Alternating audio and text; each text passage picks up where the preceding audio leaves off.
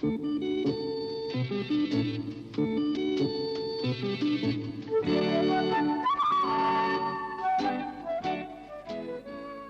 town is full of buildings, some tall, some short, some wide, and some narrow.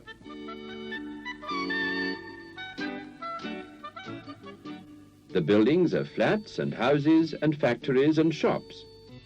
They're built in streets. The streets have cars and buses and lorries driving along them.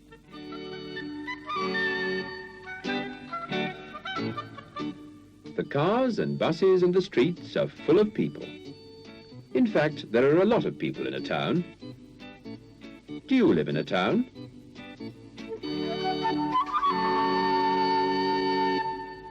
Mary, Mungo, and Midge live in this town.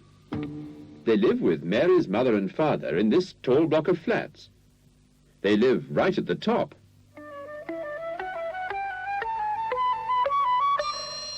There are 8 flats built on top of each other. Mary, Mungo, and Midge live in the flat with the flowers growing in the window box. There's Mary. There's Mungo. And there's Midge. Mary, Mungo, and Midge have a large, sunny room to play in. A room full of games, picture books, and toys. Mary is busy cutting out a picture at the moment. She has cornflakes for breakfast every morning. And when she has finished the whole packet, she saves it, because there's a picture on the back to cut out.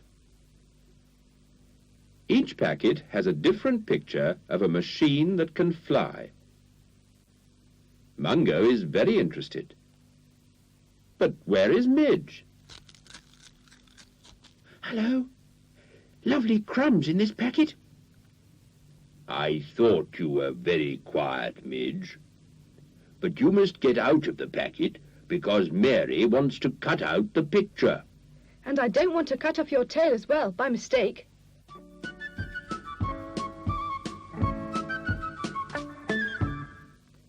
Midge likes music even more than he likes eating cornflake crumbs. He likes music so much that he's learnt to play a flute. But he can still only play one tune. He's ready to start.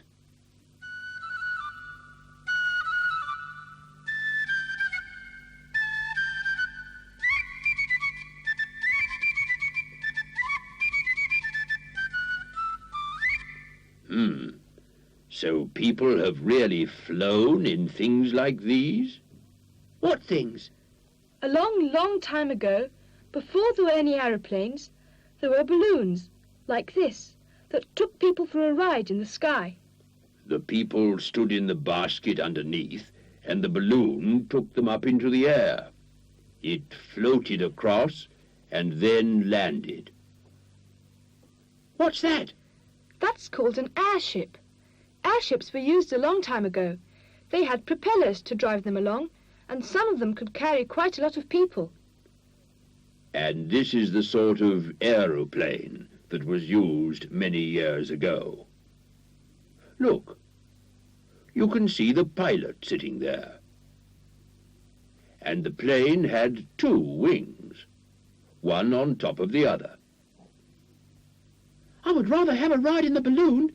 It looks nice and round and fat, rather like Mungo. Now, boys. I'd like to go in a jet. Look.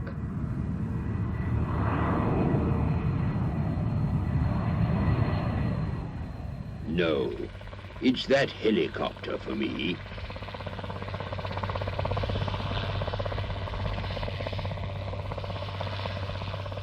But they didn't have a balloon or any sort of aeroplane. Mary did have a kite, though, and her father was going to take them to the park to fly it. Hurry up and get ready, Mary. As they live in a flat right at the top of the building, they go down to the street by lift. They have a special way of doing it.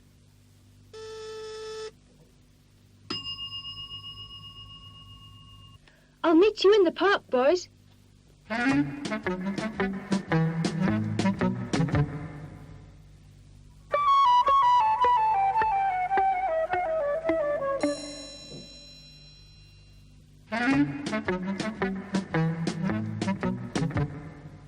must remember to make sure the lift door is shut. But as usual, Midge was in too much of a hurry. He was running through the grass and the flowers on his way to the park.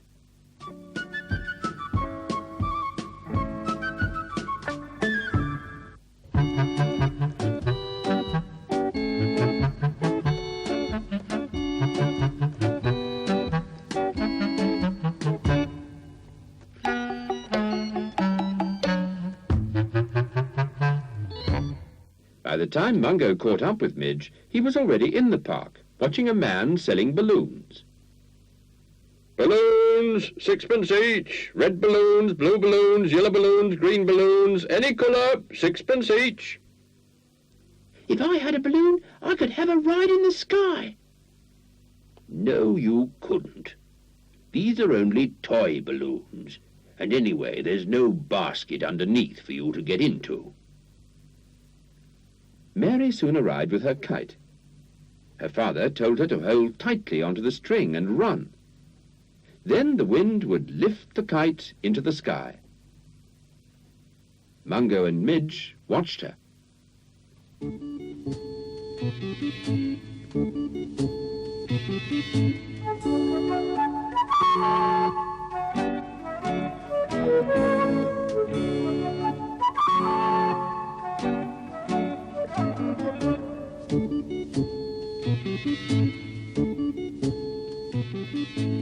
At last the wind stopped blowing, and the kite fell to the ground. While Mary was picking up the kite, Midge watched some other kites flying around. There was a yellow and red kite with a long tail, and a blue kite with a pink flower on it and another long tail, and a green kite. Midge thought it looked a bit like a bird. He looked at the birds. One of them was flying rather like a kite. Another bird flapped its wings as it flew. Midge wondered what it was like up there in the sky. He wondered what it felt like to fly in the air with the wind all around him. And he wondered what he would be able to see up there. The bird settled on a tree and looked down at Midge. Midge looked up at the bird. Yes, he wanted to fly. If the birds could fly, Midge could see no reason why he couldn't either. The bird seemed to be laughing at Midge, because Midge was flapping his arms as though they were wings. That silly mouse is trying to fly. He's going to try to fly off your nose, Mungo. People, mice and dogs can't fly. Don't try, Midge. Midge, don't. You'll hurt yourself. Ow! Well, I did tell you not to try. Are you all right? It hurts. I won't try to be a bird again, Mungo. They watched Mary fly her kite again. They watched the other kites.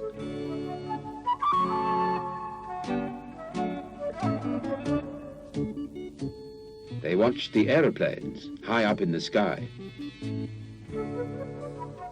And they watched the birds flying.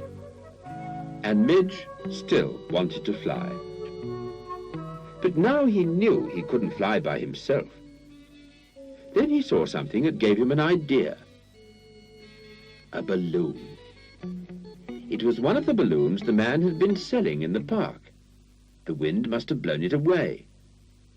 If Midge held onto the string, perhaps the balloon would give him a ride. No one was watching. Mary and Mungo were much too busy. Midge held onto the string of the balloon, and then he felt himself going up and up and up and up. He looked down, and he saw Mary and Mungo getting further and further away. flew past Mary's kite, past some birds, and over some trees. Midge felt very pleased with himself. He was just thinking what fun he would have telling Mary and Mungo all about it when it happened. The balloon burst. Midge dropped down out of the sky and landed in a bird's nest full of baby birds. Good morning, birds. I'm Midge, the famous flying mouse. I just dropped in to see how you were getting on. But the birds only chirped louder. Then Midge looked up and saw that the mother bird had arrived. She looked rather cross with Midge. Yes, well, now I think I'd better be going. Goodbye, birds. Midge ran away along a branch. Careful now. Watch your step. Oops! Now what are you going to do, Midge? It's time to go home, Mungo. Where's Midge? Up in that tree. Silly mouse. I think he's stuck. I don't think he can get down. And I can't climb trees. But I can. Hold on, Midge. I'll climb up and get you down. But Midge was getting very tired of hanging onto the branch, and Mungo was getting anxious. Hurry up, Mary. Midge is going to fall in a minute. Well done, Mary. You got there just in time. That was lucky, Midge. If you'd fallen from a high tree like that, you really would have hurt yourself. How did you get up there, Midge? Well, Mary, look, there's the man with the balloons. Midge was saved. Mary's father bought her a balloon, and Mungo carried it home for her. He knew he was too big and heavy for the balloon to give him a ride up in the sky. And Midge? Well, Midge had another look at the kites, and another look at the aeroplanes. But he just wasn't interested anymore in being able to fly. It was much safer having a ride home on Mungo's back.